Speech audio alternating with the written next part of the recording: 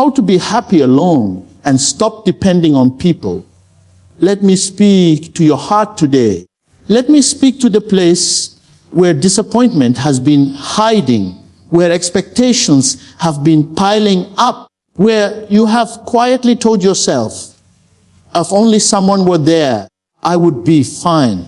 Many people are surrounded by voices yet live in silence inside. Many are among crowds yet feel empty when the door closes. And they wonder, why do I feel this way? The answer is simple but not easy. You are looking to people to do what only God can do. Listen to me carefully. People are not your source. They are channels. When you mistake a channel for the source, frustration is guaranteed. When the channel blocks, dries up, or changes direction, you panic. That panic is the evidence of dependence. And dependence on people is a heavy chain. It looks like love, but it is bondage. It feels like care, but it is fear. It sounds like loyalty, but it is insecurity. Many say, I just want someone to understand me. But hear the truth, even you do not fully understand yourself. How then can another human being carry the weight of your happiness? That weight is too heavy for flesh and blood. When you put it on people, you crush relationships. You turn love into pressure. You turn friendship into obligation. You turn marriage into a battlefield of expectations. And when they fail, and they will, you feel betrayed, angry, and empty. Happiness is not found in being needed. It is found in being complete. If you are not whole alone, you will not be whole with people. Two broken people do not make a whole relationship. They make a louder noise. That is why some people cannot stay alone even for one day. Silence exposes them. Being alone forces them to face their thoughts. So they run from relationship to relationship, from conversation to conversation, from noise to noise, hoping someone will save them from themselves. But let me tell you something today. The ability to be happy alone is not loneliness, it is strength. It is a sign that you have discovered where your life truly comes from. When you are happy alone, you choose people, not cling to them. You love freely, not desperately. You give without fear because you are not afraid of losing them. You know who you are and you know whose you are. Some of you are tired, not because you work too hard, but because you expect too much from people. You expect them to always call, always show up, always understand, always support, always agree. And when they don't, your joy disappears. Listen, people have limits. They get tired. They get confused. They get selfish. They get distracted. Even the best of people will disappoint you. So if your happiness rises and falls with people's behavior, you will live like a yo up today, down tomorrow. True happiness is not emotional excitement, it is spiritual stability. It is the quiet confidence that says, even if everyone walks away, I am not empty. That confidence does not come from self-love slogans. It comes from relationship with God. When God becomes your satisfaction, people become additions, not necessities. You enjoy them, but you don't depend on them. You appreciate them, but you don't worship them. Let me speak honestly. Many of you call it love, but it is fear of abandonment. You say, I cannot live without you, and you think it is romantic. But what you are really saying is, I have not learned to live with God. Love says, I choose you. Dependence says, I need you to survive. One is healthy, the other is dangerous. One brings peace, the other brings anxiety. When you are happy alone, rejection does not destroy you. Criticism does not define you. Absence does not break you. Why? Because your identity is not tied to human approval. You are not constantly checking your phone to feel valuable. You are not measuring your worth by attention. You are not begging for affirmation. You already know who you are before anyone speaks. Some of you are asking, but how do I get there? It starts by changing where you look. Stop looking outward for what must be built inward. Stop blaming people for the emptiness that only God can fill. That emptiness is not a curse. It is an invitation. It is God calling you deeper. When you fill that space with people, you delay your growth. When you fill it with God, you discover peace. Being happy alone does not mean you don't need people. It means you don't idolize them. It means you don't make them the center of your emotional universe. It means you can enjoy companionship without losing yourself. It means you can be alone without feeling abandoned. Look at your life. How do you react when someone disappoints you? Do you fall apart? Do you lose sleep? Do you lose focus? That reaction is showing you where your dependence lies. What controls your emotions controls you. If people control your joy, then people control your life. And that is too much power to give to anyone. God never designed people to be your foundation. He designed them to walk with you, not hold you up. When you try to stand on people, you will fall. When you stand on God, you can hold others without collapsing. That is maturity. That is freedom. Some people are afraid of being alone because they think it means they are unloved. No. Sometimes being alone is God's protection. Sometimes God removes people so you can hear Him clearly. Noise hides truth. Crowds can delay purpose. There are seasons when God isolates you, not to punish you, but to prepare you. If you don't understand that season, you will fight it. But if you understand it, you will grow in it. When you learn to be happy alone, your standards rise. You stop begging for crumbs. You stop tolerating disrespect. You stop forcing connections. You would rather be alone in peace than together in confusion. That is not pride. That is wisdom. Desperation lowers discernment. Peace sharpens it. Let me say this with love. If you cannot sit alone and feel okay, you are not ready to share your life deeply with someone else. You will turn them into your savior, and they will disappoint you. No human being was created to replace God in your life. The moment you try, pain enters. Happiness alone comes when you accept responsibility for your inner world. You stop saying, they made me unhappy. No. Oh, people can influence you, but they don't control you unless you allow it. You take ownership of your joy. You guard it. You build it on truth, not on moods. This kind of happiness is quiet. It does not shout. It does not show off. It does not need constant validation. It is content in the secret place. It is stable in storms. It remains when applause stops. It stays when friends leave. When God becomes your companion, loneliness loses its power. Silence becomes a place of rest, not fear. You begin to enjoy your own presence because God is there with you. You are no longer running from yourself. You are growing. And when people come into your life from that place, everything changes. You don't rush. You don't cling. You don't compromise your values to keep them. You don't panic at distance. You don't collapse at loss. You love, but you remain anchored. Let me end with this truth. The goal is not isolation. The goal is independence of spirit. The goal is not rejecting people. The goal is rejecting unhealthy dependence. The happiest people are not those with the most friends, but those with the deepest roots. When your roots are in God, your life bears fruit, even when you stand alone. So learn to sit with God.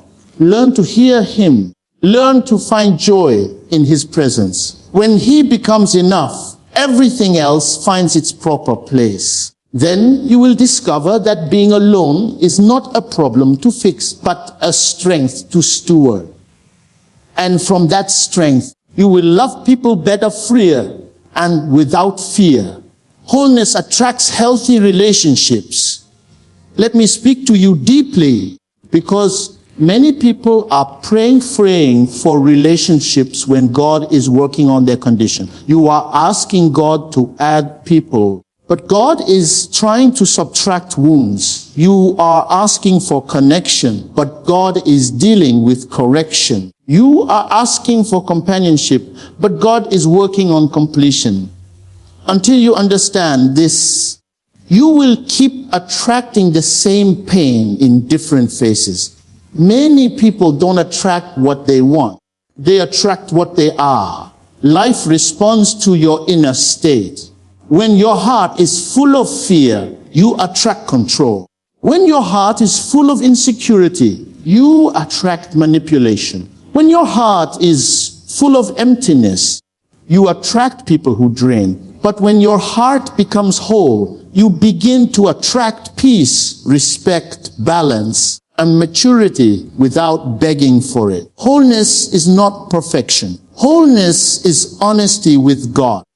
It is knowing your weaknesses without hating yourself. It is knowing your strengths without worshiping yourself. A whole person is not someone who has never been hurt. It is someone who has been healed enough not to bleed on others. Many relationships fail not because of lack of love, but because of unhealed wounds.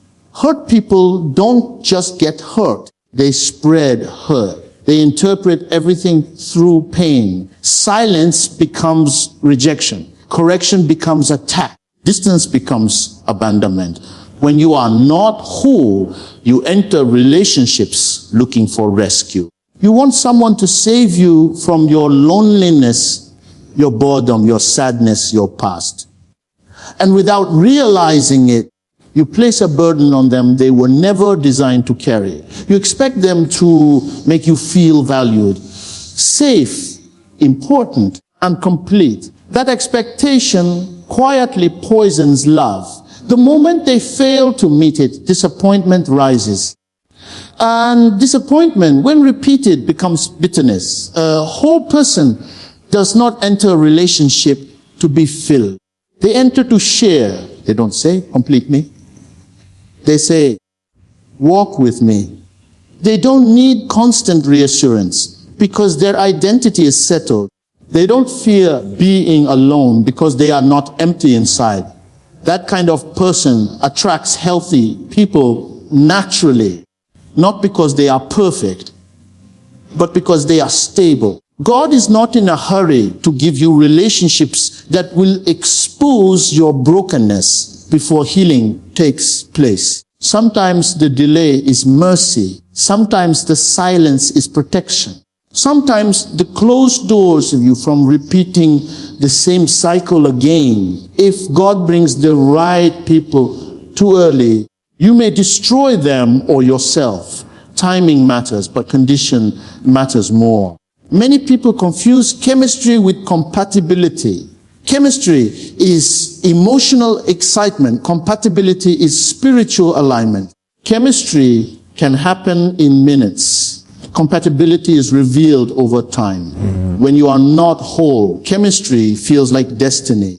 When you are whole, you look for character, consistency, and peace. Wholeness sharpens discernment. Brokenness clouds judgment.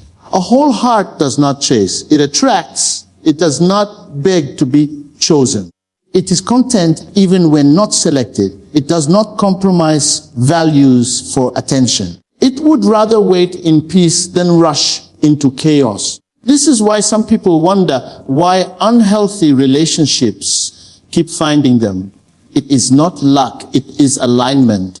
Life keeps sending mirrors until the lesson is learned.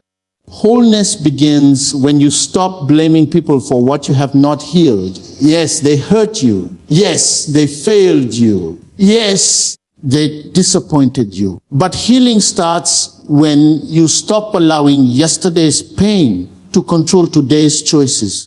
Carrying bitterness into new relationships is like pouring poison into fresh water and hoping it will taste sweet. When God heals you, He doesn't erase memory, He removes power. The memory remains, but it no longer controls your reactions. You no longer punish new people for old mistakes. You no longer expect betrayal everywhere. You no longer test people to see if they will leave. You no longer push people away to see if they will fight to stay. A whole person is comfortable with boundaries. They don't see boundaries as rejection. They see them as wisdom. They know when to say no without guilt. They know when to say yes without fear. They don't overshare to feel close. They don't withdraw to feel safe. They operate from balance. Healthy relationships are built on freedom, not fear. Fear says, if I don't hold tightly, I will lose them. Freedom says, if it is healthy, it will stay. Fear manipulates, freedom trusts. Fear controls, freedom respects. Wholeness moves you from fear to freedom. When you are whole, you stop competing with others. You don't feel threatened by someone else's success, beauty, or confidence. You don't compare yourself constantly. You know your lane and you stay in it. This makes relationships lighter. Jealousy suffocates connection. Security strengthens it. A whole heart knows the difference between love and attachment. Attachment is driven by need. Love is driven by choice. Attachment says, I can't live without you. Love says, my life is full and I choose to share it with you. One is fragile, the other is strong. One panics at distance, the other remains calm. Many people say they want healthy relationships, but they resist the process that creates health. Healing is uncomfortable.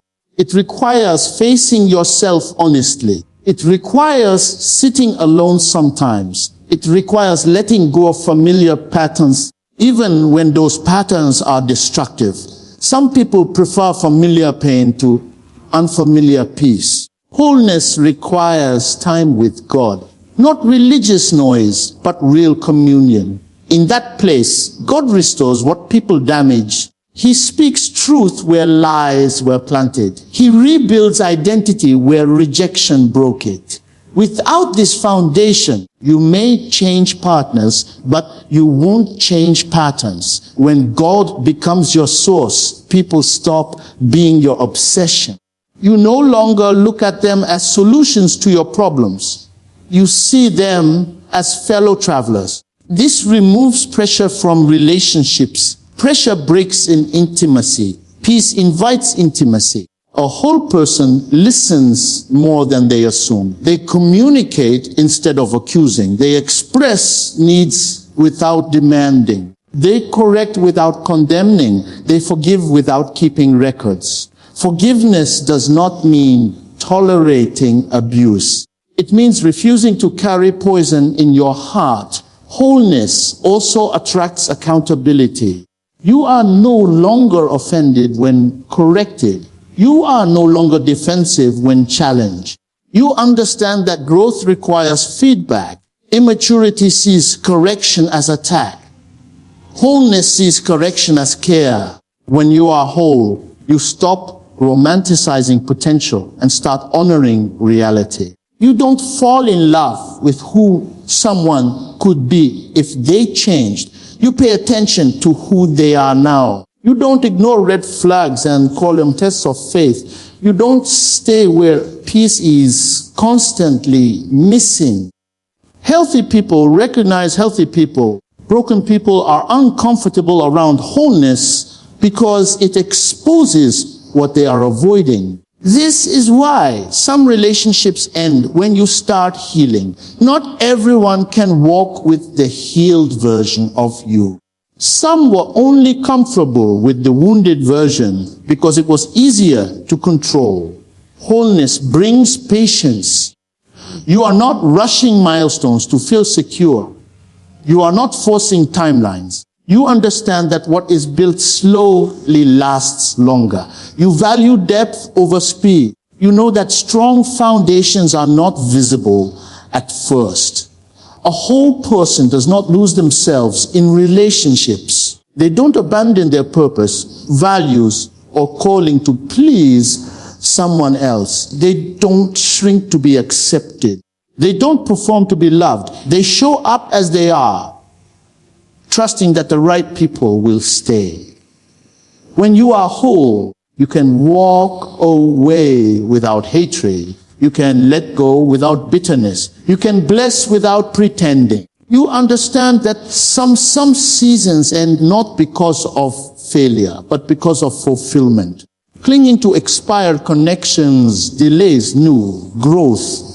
Wholeness does not make you cool, it makes you clear. You still love deeply, but you love wisely. You still care, but you are not consumed. You still give, but you don't empty yourself completely. Balance protects love from burnout. God's goal is not just to give you relationships, but to give you relationships that don't destroy your peace. Peace is the evidence of alignment. Chaos is the signal of disorder. When you ignore peace, you invite pain. As you become whole, you will notice a shift. Conversations change. Connections feel lighter. Drama reduces. Clarity increases. You are no longer confused about where you stand. You are no longer guessing intentions. You are no longer addicted to emotional highs and lows. Wholeness makes waiting easier. You are not anxious about the future because you trust the process. You know that what God brings will match what He has built in you. You are not afraid of missing out because you know nothing meant for you will pass you by. A whole person is teachable. They are still growing. They are still learning. Wholeness is not a destination, it is a posture of humility, awareness, and dependence on God rather than people. When you reach this place, relationships stop being a battlefield and start becoming a blessing. You stop surviving connections and start enjoying them. You stop losing yourself and start sharing yourself. You stop repeating cycles and start writing new stories. God heals you not just for you, but for those He will connect you with. Your healing protects your future relationships from unnecessary pain. Your wholeness becomes a safe place for others to love and be loved without fear, without manipulation, without control, without anxiety, without confusion, without exhaustion.